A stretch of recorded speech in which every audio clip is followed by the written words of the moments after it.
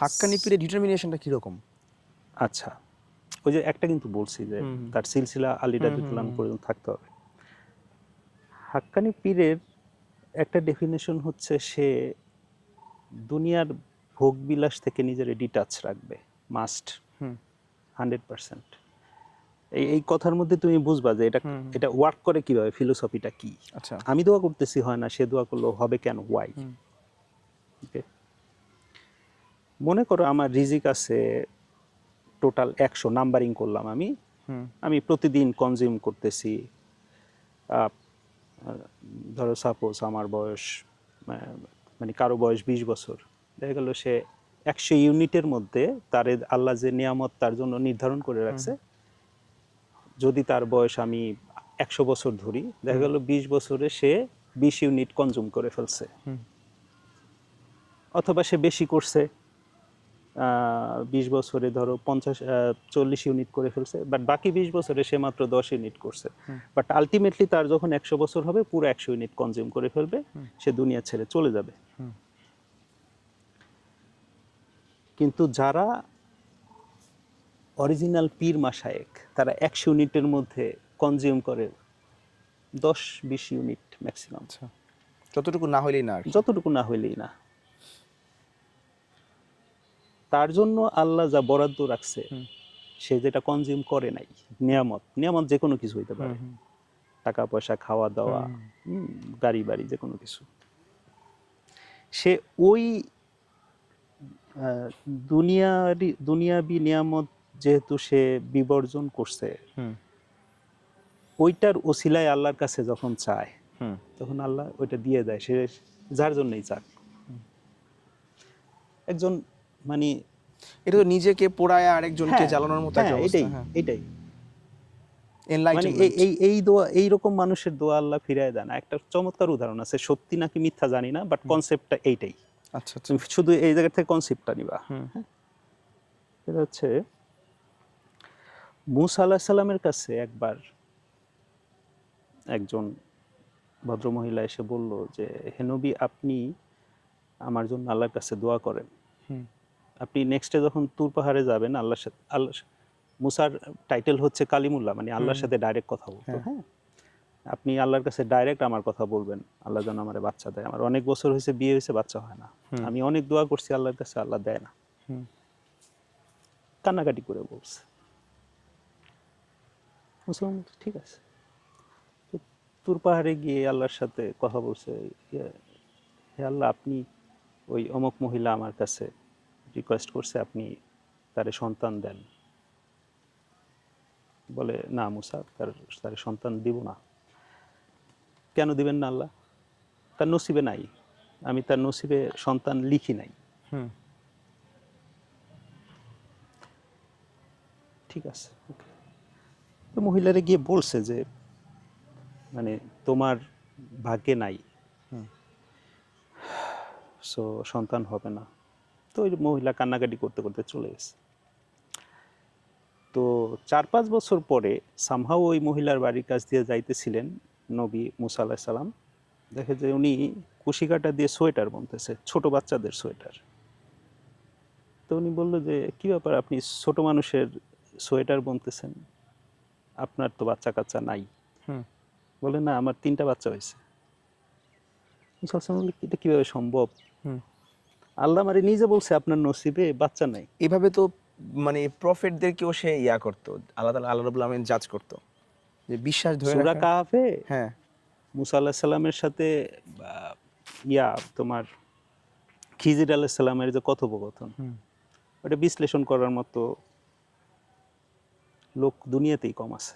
আচ্ছা আচ্ছা। মুসা আলাইহিস সালাম বাড়ি খাইল বারবার তার সামনে।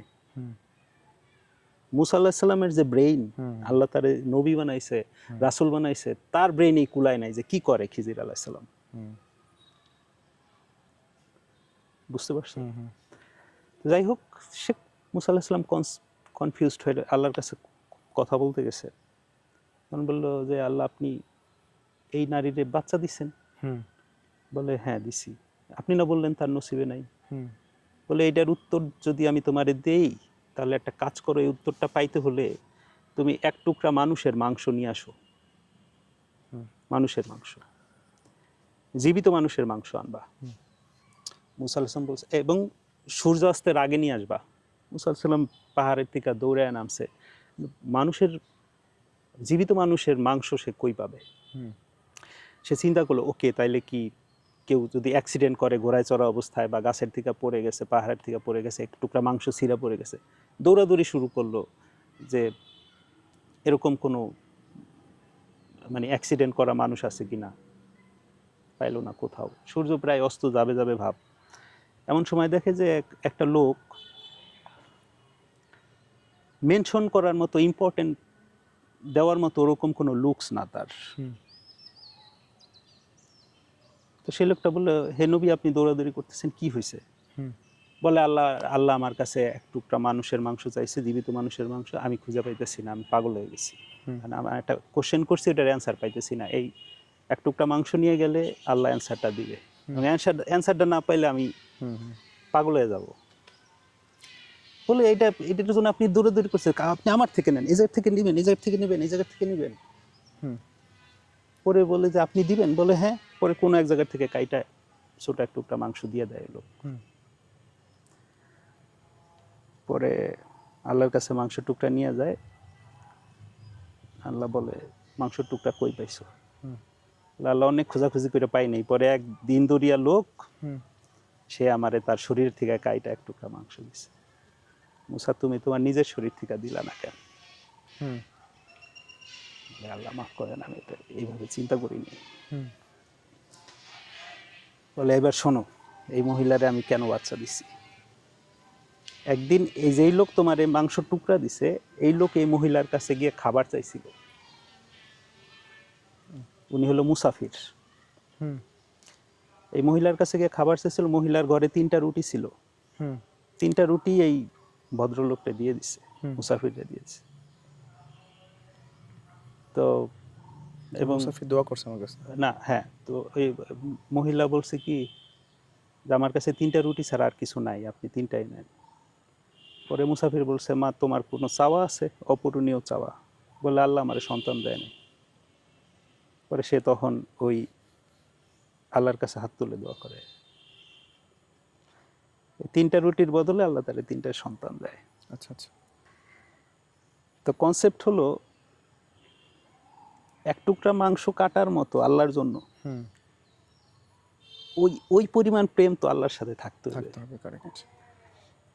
মানে মুসার কি ছিল না? মুসার ছিল, মুসা বুঝতে পারে না। বুঝতে পারি, হ্যাঁ।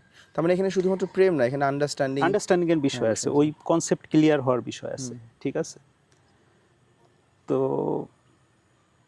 ওই যে বললাম যে যখন আমরা কোনো হাক্কানি পীরের কাছে কোনো হাজত নিয়ে যাই, তারা দোয়া করলে কবুল হয়, কারণ তারা তাদের ইউনিট কনজিউম করে না। তারা দুনিয়া বিবর্জিত মানুষ। ইভেন এই নিয়ামতের ইউনিট যখন শেষ হয়ে যায়, সে এইটার উসিলা, আল্লাহ আমি কিন্তু এটা করি না, এটার উসিলা তার ওইটা দেন, ওইটা দেন। এমনকি হিন্দু মানুষেরও আল্লাহ তার এইটা হাজতটা পূরণ করে দেন, আল্লাহ দিয়ে দেয়। তো নিজামুদ্দিন আউলিয়ার মানে ম্যাক্সিমাম অনুসারী হিন্দু। হ্যাঁ হ্যাঁ হ্যাঁ। ইন্ডিয়ার যে বড়পুর আব্দুল কাদের জিলানি, বেশিরভাগ অনুসারী হিন্দু। আমাদের শাহজালালের মাজারের অনুসারী হিন্দু আছে। ঠিক আছে। তো এখন কিন্তু তাদের যে সমস্যা, পূজা করে গিয়ে ভাই, সেজদা দেয়। এটা আসলে যার যার হিসাব শেষে দিবে। আমি তোমারে সুফিজমের কনসেপ্ট ক্লিয়ার করছি। আমি কেন আরেকজনদের নিয়ে কথা বলতে তারা তো হচ্ছে গিয়ে এখন ভাই অলরেডি ডিসিজড, তারা তো মারা গেছে, পৃথিবী থেকে চলে গেছে। এখন ব্যাপারটা কি এরকম? নো, তারা মারা গেছে হচ্ছে দুনিয়াবি কার্যক্রম থেকে তারা চলে গেছে। আল্লাহ বলছে তাদেরকে তোমরা মৃত বলো না, তারা জীবিত। এই তাদের বলতে কাদের কি বুঝাইছে রেফারেন্সিংটা? শহীদ, হ্যাঁ, আর হচ্ছে আল্লাহর স্পেশাল ওলিয়া উলিয়া, আচ্ছা, নবী রাসূল, এই 3 ক্যাটাগরি। ঠিক আছে। তারা শুনতে পায় এবং তারা সুপারিশ করতে পারে আল্লাহর কাছে, ইভেন আফটার ডেথ। ঠিক আছে। তো রাসূল সাল্লাল্লাহু আলাইহি ওয়াসাল্লামের যে একটা ডক্ট্রিন ছিল যে হচ্ছে যে আমি তোমাদের মতোই মানুষ, আমি তোমাদের থেকে আলাদা কিছু না। হ্যাঁ, আমাদের মতো মানুষ বলতে ওই যে ওইখানেই বললাম যে আসলে ইস্যুটা এত সেন্সিটিভ হুম যে ঠাস করে যেন আবার রাসূলটা কেউ আল্লাহ না বানাই ফেলে। হুম মানুষ বাট স্পেশাল মানুষ। হুম হুম